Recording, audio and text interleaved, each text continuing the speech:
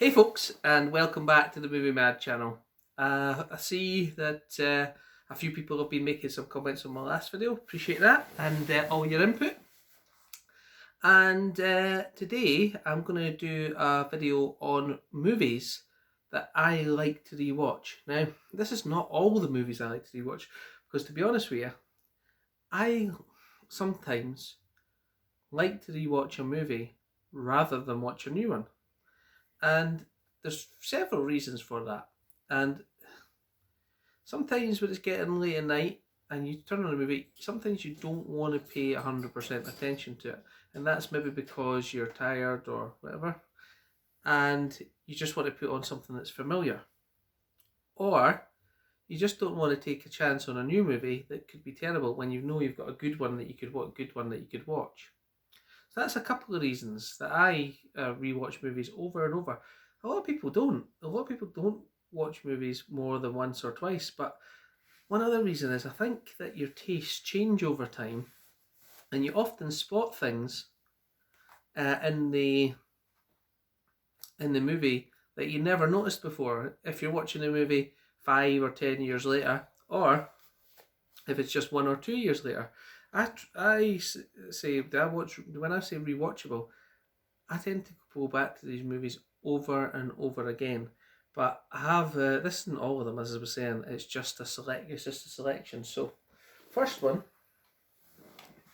is Species, and I haven't owned this on Blu-ray very long. But when you turn on your TV and it's on a TV channel, it's one that I would just keep watching, and I just enjoy the movie. What makes it rewatchable for me? That's the thing. What does make Species rewatchable is it's a sci-fi alien hunt crime movie. You could call it.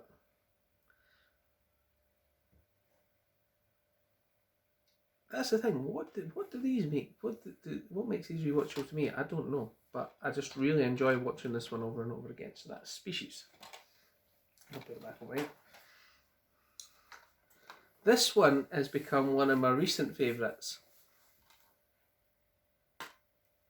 and that is The Darkest Hour. And it's a historical movie about Winston Churchill, and I think it's more to do with his time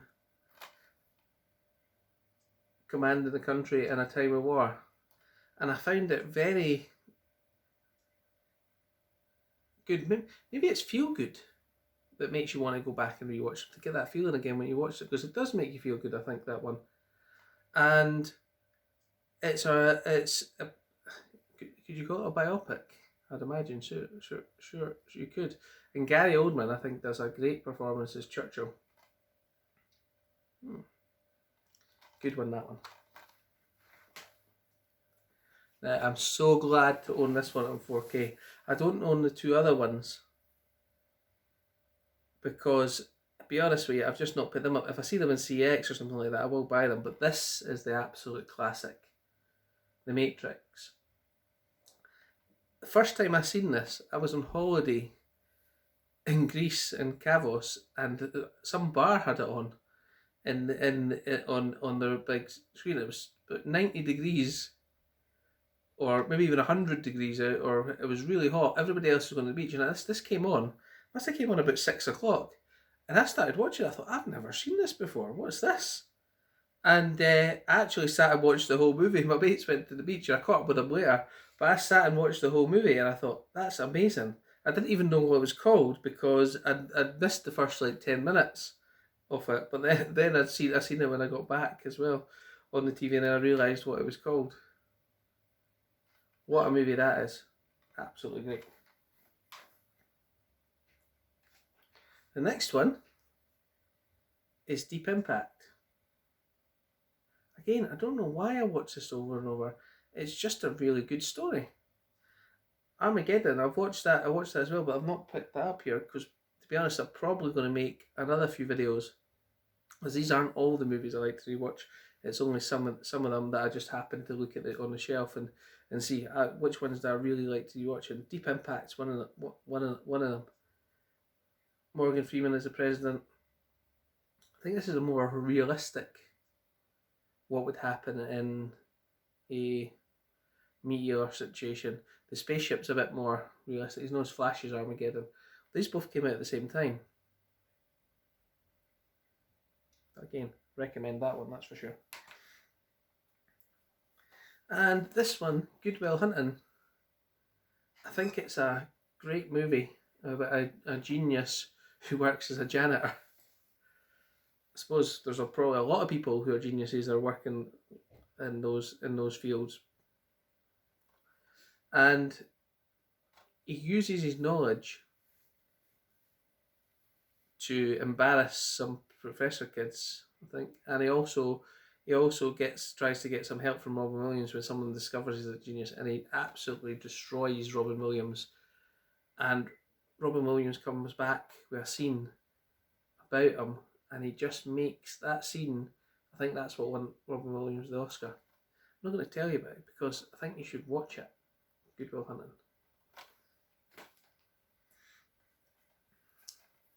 Another movie I just keep going back over and over to is 2012, and I just think it's a good movie. John Cusack, ultimate disaster movie. The Earth's getting destroyed. They've got to escape somehow. And again, I watch this one over and over.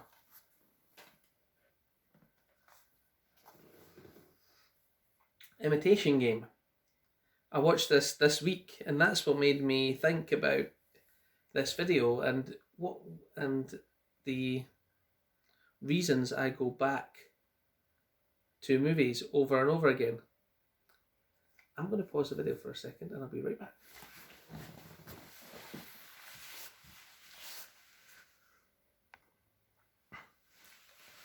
Oh, for some reason there my mouth became extremely dry and I was like struggling to get the words out. So a smoothie is probably not the best thing to drink, but there you go. That's better. So as I was saying, Imitation Game. I think this is a really, really good story about a professor who's clearly got Asperger's or some. Has he got Asperger's? Clearly got some kind of social dysfunction. Who's a genius, who helps break the Nazi code and then gets treated badly by society for his sexual choices. I'm just trying to see if it is Asperger's.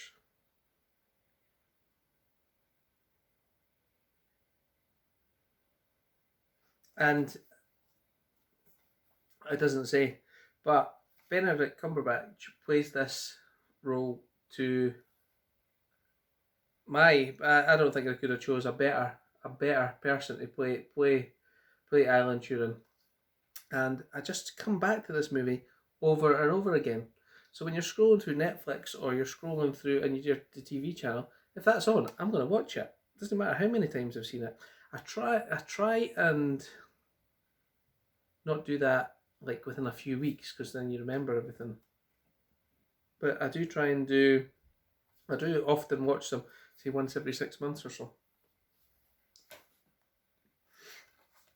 This movie, I'm a Kevin Costner fan, and I just think that this movie makes the hairs on your back of your neck stand up when you're watching the scene where he goes into battle against the enemy. So for people who don't know what the story of Postman is, it's basically post-apocalyptic America. Government's collapsed and there's a big gang who are picking on everybody, bullies. And Kevin Costner's a lone person, and to get a meal, he finds a United States postal van that's been destroyed. It's obviously hundreds of years old, and it's got the post bag with it. And to get a meal, he pretends to be the postman from the restored United States. But he's only doing it to trick them and con them and getting a meal. But when he goes to the town, it grows and grows and grows into a rumour where some of the kids do start making a postal service and trying to restore the United States. And at the end, they have to have a battle against the army who are men, and they are, shall we say, outnumbered, outgunned. True underdog story. Maybe that's what all of these have in common. It's the underdog. Maybe not. But I really, really enjoy this movie, and I'm a big Kevin Costner fan, and that's one of. Would I say that's the movie that I like best? I have to say, I do. Was this filmed after The Postman? After Waterworld? Waterworld, I do enjoy, but I think this was filmed after Waterworld. The next one, I haven't owned on Blu-ray for very long, but is Pretty Woman, and I do like watching that one again over and over whenever it's on the TV. You know, see, even sometimes when you're going to sleep late at night and you put a movie on, and I try and get to sleep for midnight so I can get up for work in the morning, and I sometimes put movies on at 11 o'clock and then just watch half, and then go to sleep, and then watch the other half the next night. But whenever I put these movies on, most of the time, even though I know what's going to happen, I end up staying up late and completing the film. And I just like the story in this movie. A couple of Nicolas Cage ones in here as well, and the first one is The Known. This reminds me of the number 23 with Jim Carrey, and I don't own that on Blu-ray, and I really should. Can you get the number 23 on Blu-ray? I'm going to look that up after this video. And this is a story of a young girl who predicts disastrous events across America, and it leads from there. Very, very underrated Tom Cruise movie, I feel. And that is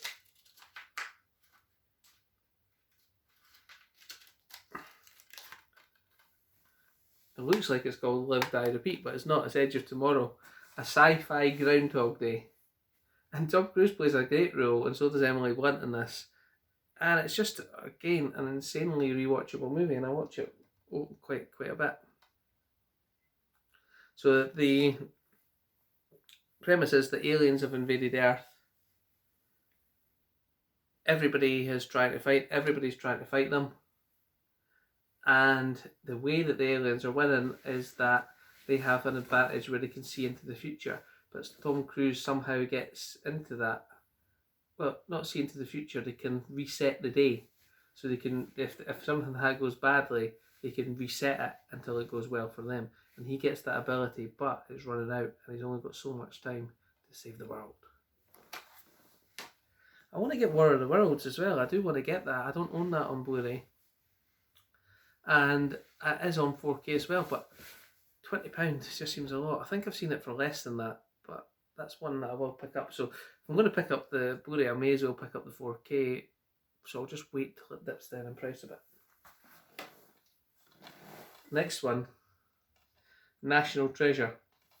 I've done a whole video on National Treasure and my liking for this movie, so I won't talk about it too much here, but what I'll do is I'll see if I can put the link in the description for my National Treasure movie review. And I discovered this one morning. I used to work a late shift, and I had to drop off my daughter and wife at work at 7 o'clock in the morning, and I stayed out of town at the time, and I worked in town, so by the time I'd done that and got back, there was no point heading home to going back in for the late shift. So what I normally did is dropped them off, went to my dad's for a couple of hours, and then went to work. And sometimes in the morning I just popped on a movie,